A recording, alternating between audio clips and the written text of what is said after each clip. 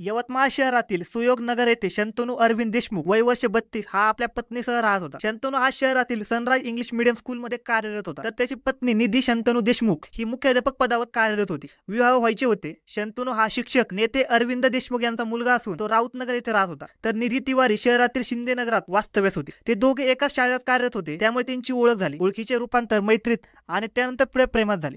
ते दोघे एकमेकांच्या प्रेमात पडले। त्यांचे प्रेमाचे नाते अतूट झाल्याने त्यांनी प्रेमविवाह करण्याचा निर्णय घेतला। एका वर्षापूर्वी त्या दोघांनी प्रेमविवाह केला। लग्नानंतर हे दाम्पत्य सुयोनगर परिसरात राहू लागले। दोघेही शिक्षक असल्याने सारे सुरळीत चालू होते हे सर्वांना वाटत होते, पण त्या दोघांच्या एकांतात काहीतरी वेगळे सुरू होते। काही दिवस संसार सुरळीत चालू झाला, पण नंतर मात्र शंतनूने दारू पिऊन पत्नीला त्रास देणे सुरू केले। एवढ्यावरच तो थांबला नाही, तर त्याने आपल्या पत्नीचे काही एकांतातील व्हिडिओ बनवले होते। तो पती असल्यामुळे ती बिनधास्त वावरत होती, पण आता हेच व्हिडिओ त्याने हत्यारासारखे वापरण्यास सुरुवात केली होती।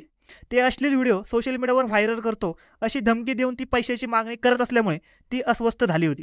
वास्तविक दोघे तरुण होते, सुशिक्षित होते, नोकरी करणारे होते, विशेष म्हणजे शिक्षक होते। समाजात त्यांना मान होता, पण आज सगळे बिघडत गेले होते। त्यांच्याकडून सतत होणाऱ्या त्रासाला ती वैतागून गेली होती। यातून सुटण्याचा कोणताच मार्ग तिला सापडत नव्हता। पती शंतनूला आयुष्यातून घालवायचे असेल तर त्याला या जगातून कायमचे घालवावे लागेल असे तिला वाटू लागले। या विचारातून तिने एक प्लॅन आखला। त्याला थेट मारता येणे शक्य नव्हते, गाफील ठेवून मारायचे तर काय करावे यासाठी ती माहिती गोळा करू लागली। तिने गुगलवरून माहिती घेऊन विषारी ज्यूस तयार केले। तिने पूर्ण प्लॅन करून त्याची अंमलबजावणी करण्यास सुरुवात केली। मंगळवार दिनांक 13 मे रोजी शंतनू हे दोघेही आपापल्या कामात होते। निधी प्रेमाने वागत होती, त्यामुळे तोही खुश होता। रात्री तिने त्याला बनाना शेक दिले। तो घटाघटा प्यायला, पण त्याला माहित नव्हते की त्या बनाना शेक मध्ये विष आहे। काही वेळातच त्याला त्रास जाणू लागला। ती ओळखायचे ती ओळखून गेली।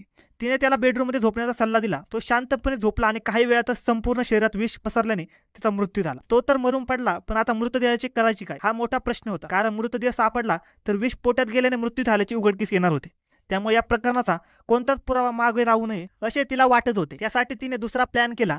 कोचिंग क्लासमधील 3 अल्पवयीन मुलांना हाताशी धरून 13 मेच्या रात्रीपासून ते 14 मे सकाळपर्यंत रात्रीच्या वेळी एका विद्यार्थ्याच्या मोपेड वाहनावरून 2 जणांनी शंतनूचा मृतदेह चौसाळा जंगलात नेऊन फेकून दिला। काम फत्ते झाल्यावर 2 विद्यार्थी त्या ठिकाणावरून परत आले। त्यानंतर दुसऱ्या दिवशी मृतदेह कोणाला दिसल्यास ओळख पटून आपण केलेल्या कृत्याचा भांडाफोड होऊ शकतो असा विचार निधीच्या मनात आला। त्यामुळे मृतकाची ओळख पटू नये व पुरावा नष्ट करण्यासाठी दुसऱ्या दिवशी पुन्हा तिने विद्यार्थ्यांना घटनास्थळी जाऊन मृतदेह जाळण्यास सांगितले। त्यामुळे 14 मे रोजी रात्री विद्यार्थ्यांनी वाघापूर परिसरातील एका पेट्रोल पंपावरून पेट्रोल विकत घेतले। मोपेड वाहनाने चिसाळ परिसरातील घटनास्थळ गाठले। मध्यरात्रीपासून त्यांनी शंतनूच्या मृतदेहावर पेट्रोल ओतून पेटवून दिले आणि पहाटेच्या सुमारास घटनास्थळावरून त्या विद्यार्थ्यांनी पळ काढला। काम तर फक्त झाले होते, आता मागे काहीच उरले नव्हते।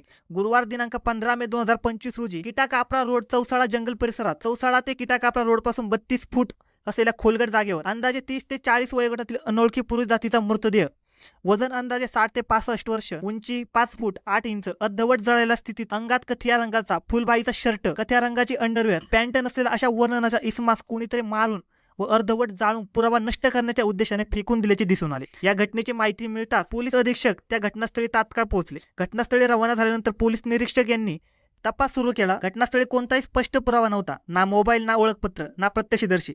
फक्त फॉरेन्सिक टीमने जप्त केलेला शर्टाच्या बाहीचा तुकडा व बटन हेच एकमेव धागेदोरे होते। पोलिसांनी यवतमाळ जिल्ह्यासह वाशिम, वर्धा, अमरावती ग्रामीण या शेजारच्या जिल्ह्यात दाखल मिसिंग रिपोर्ट तपासायला सुरुवात केली।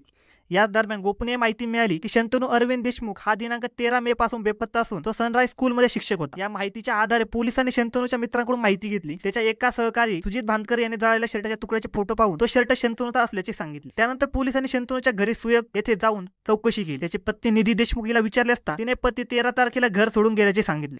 तसेच तो त्याच्या मित्राच्या संपर्कात असल्याचेही सांगितले, कारण शंतनूच्या मोबाईलवरून त्याच्या मित्रांसोबत निधीचं व्हॉट्सअपवर चॅटिंग करत होती। त्यावरून आपला पती हा बाहेरगावी गेल्याचे भासवत होती। मात्र शंतनू ज्या पद्धतीने चॅटिंगवर संवाद साधत होता त्यामध्ये आणि आताच्या चॅटिंगमध्ये तफावत असल्याचे मित्रांनी पोलिसांना सांगितले होते। तसेच तिच्या बोलण्यात विरोधाभास होता। पोलीस अधिकाऱ्यांनी तिला विश्वासात घेत चौकशी केली असता तिने धक्कादायक कबुली दिली।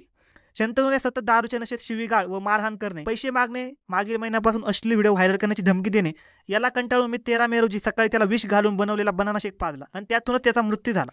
खुनानंतर निधीने आपल्या ट्युशनला येणाऱ्या 3 अल्पवयीन मुलांकडून मदत घेतली। त्यांनी मिळून मृतदेह चौसाळा जंगलात नेऊन पेटवून दिला, जेणेकरून पुरावा नष्ट होते। दिनांक 23 मे रोजी 2025 निधी शंतनू देशमुख हिला औपचारिकपणे अटक करण्यात आली। तिच्या कबुलीवरून व फॉरेन्सिक पुराव्यावरून तिच्यावर खुनाचा गुन्हा ठोसपणे सिद्ध झाला आहे। सबळ पुरावा मिळून आल्याने आरोपी निधी देशमुख हिला 19 मे 2025 रोजी अटक करून पुढील तपास काम पोलिटिशियन करत आहे। निधी देशमुख हिने महिन्याभरापूर्वी मिशन MPSC 2030 नावाने ग्रुप तयार केला होता।